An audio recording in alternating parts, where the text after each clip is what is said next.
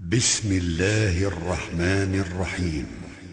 عَمَّ يتساءلون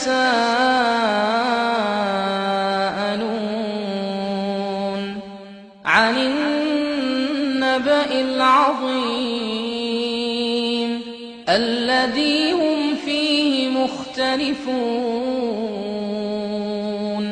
كلا سيعلمون ثم كلا سيعلمون ألم نجعل الأرض مهادا والجبال أوتادا وخلقناكم أزواجا وجعلنا نومكم سباتا وجعلنا الليل لباسا وجعلنا النهار معاشا وبنينا فوقكم سبعا شدادا وجعلنا سراجا وهاجا وأنزلنا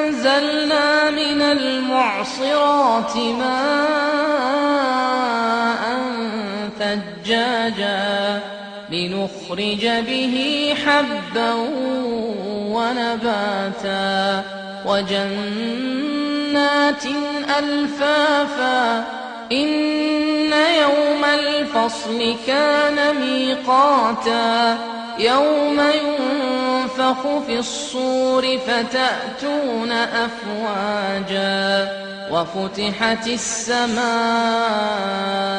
فكانت أبوابا وسيرت الجبال فكانت سرابا إن جهنم كانت مرصادا للطاغين مآبا لابثين فيها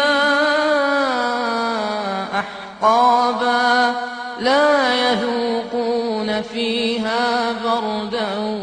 ولا شرابا إلا حميما وغساقا جزاء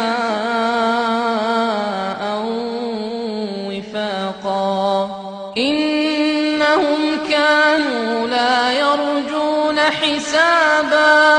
وكذبوا بآياتنا كذابا وكل شيء أحصيناه كتابا فذوقوا فلن نزيدكم إلا عذابا إن للمتقين مفازا حدائق وأعنابا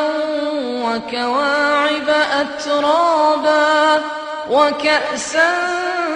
دهاقا لا يسمعون فيها لغوا ولا كذابا جزاء من ربك عطاء حسابا رب السماوات والأرض وما بينهما الرحمن لا يملكون منه خطابا يوم يقوم الروح والملائكة صفا لا يتكلمون إلا من أذن له الرحمن وقال صوابا ذلك اليوم الحق فمن شاء